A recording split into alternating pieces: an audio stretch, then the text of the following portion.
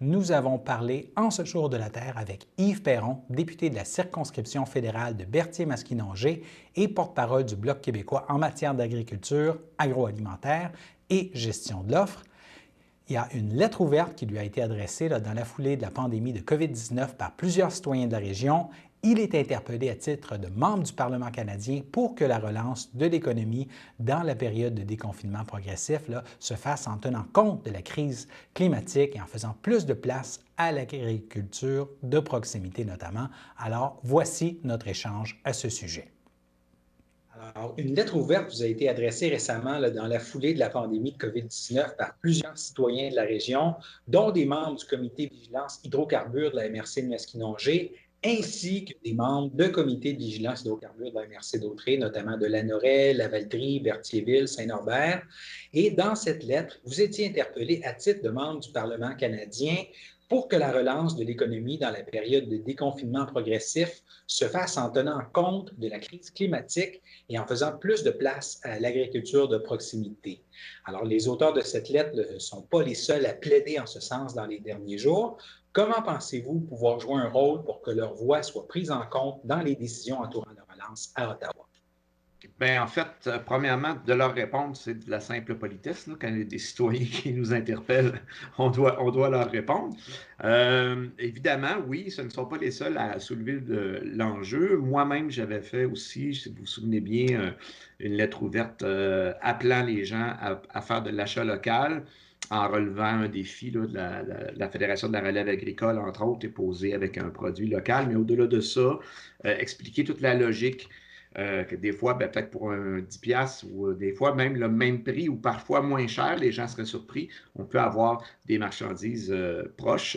Et ça, bien évidemment, ça se trouve à stimuler ce qu'on appelle les circuits courts. Donc, un produit qui est produit, ouais, c'est un produit qui est produit, ça fait répétitif un peu, mais à proximité. Donc, qui a fait moins de transport. Il n'y a pas de logique dans le sens où pensez, par exemple, un animal pour un abattage qui va faire 800 km pour aller à l'abattoir, puis qui va revenir en petit paquet congelé. Ça fait 1600 km. Ça n'a pas de sens quand on pense protection de l'environnement. Puis ça a peu de sens aussi quand on pense à souveraineté alimentaire, indépendance, autosuffisance alimentaire, autonomie, utilisez le mot que vous voulez, mais je pense que la crise actuelle nous fait réaliser l'importance, entre autres, de notre secteur agricole. Pas seulement lui, mais on l'a vu aussi au niveau des fournitures médicales. Donc, comment je pense que je peux aider? Bien, c'est sûr qu'en étant élu, hein, on porte la voix à la Chambre des communes. Et clairement, nous, dans notre plateforme électorale, nos positions sont très pro-environnementales. Notre plateforme, on propose de revoir toute la péréquation au Canada, de faire une péréquation verte. Évidemment, on pense qu'un Québec indépendant serait beaucoup plus à l'aise pour relever le défi du 21e siècle, mais on est présent au Parlement fédéral pour collaborer avec les autres partis pour améliorer la situation sur l'ensemble du territoire canadien aussi. Et ça fait partie, ça implique aussi de ne pas investir massivement dans les énergies pétrolières à l'heure où on se parle. Là. On ne voulait pas que ça se fasse, on voulait y mettre fin aux subventions de l'industrie pétrolière avant la crise. Alors imaginez maintenant. C'est clair, si je parle trop longtemps, vous me le direz, mais c'est clair que la crise est très négative sur plusieurs aspects. Mais quand on traverse des difficultés dans la vie, il faut savoir faire du judo avec ça. Prendre l'énergie négative et la tourner en positif. C'est une façon, c'est une occasion en or de faire une remise en question collective sur comment on consomme, comment on produit, comment le monde de libre-échange est en train de devenir un peu excessif.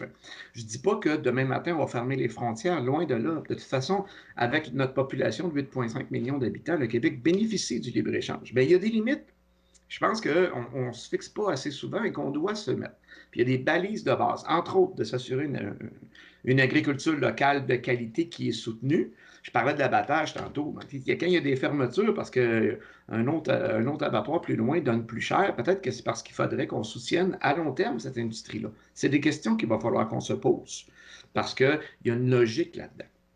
Donc, c'est une façon c'est ça. Il faut saisir l'occasion de la crise pour se remettre en question puis regarder vers l'avenir, puis essayer de voir, OK, maintenant, à la relance, on va faire quoi? Moi, j'ai commencé à y réfléchir, je ne suis pas le seul, puis je vous dis que toute l'équipe, on y pense, Puis, on veut que ce soit positif là, à long terme. Vous avez évoqué de ne plus investir de l'argent public dans le secteur des énergies fossiles. Ouais. Dans la les auteurs là, plaident pour laisser derrière des projets comme GNL Québec et la construction d'un troisième lien à Québec. Vous n'avez pas répondu directement à cette interpellation. Ouais.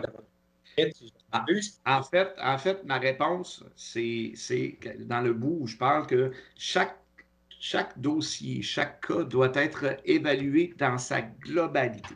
Je pense entre autres au projet GNL Québec. Il y a des pour, il y a des contre, puis je ne suis pas en train de vous dire que je suis pour, loin de là. Mais il y a aussi l'enjeu des compétences du Québec. C'est des projets sur le territoire du Québec. Notre ligne au Bloc québécois qu'on défend beaucoup dans le Parlement, l'autre bord de la rivière, c'est que les lois du Québec doivent être respectées et c'est les choix des Québécois. C'est tout le débat qu'on a fait, entre autres, sur le pipeline Énergie-Est, pour qui on avait mené une lutte quand même assez importante, là, et que d'ailleurs, certains signataires de la lettre peuvent en prendre plus de mérite que d'autres. Là. Il y a beaucoup de gens là-dedans qui avaient lutté contre ce projet-là. Donc, moi, ce que je dis, c'est que chaque projet doit être analysé en profondeur et les impacts globaux, de façon globale. Alors, pas prendre un projet de façon séparée, mais bien de tout l'impact global. Et si on fait ça comme du monde, ben moi, je pense qu'on va s'entendre au bout de la ligne.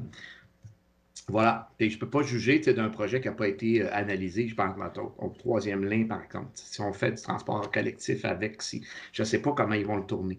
Puis, ce n'est pas à moi de venir dire à Québec quoi faire avec ça. Mais ce qui est important, c'est que l'analyse environnementale soit faite de façon rigoureuse. On a une institution qui est là pour ça, qui s'appelle le BAP. Mis à part certains automobilistes de la région de Québec et certains membres de la Chambre de commerce du Saguenay, il y a fort à parier qu'il est très loin de la coupe aux lèvres entre ces deux projets et une acceptabilité sociale digne de ce nom là, pour les deux projets. Là.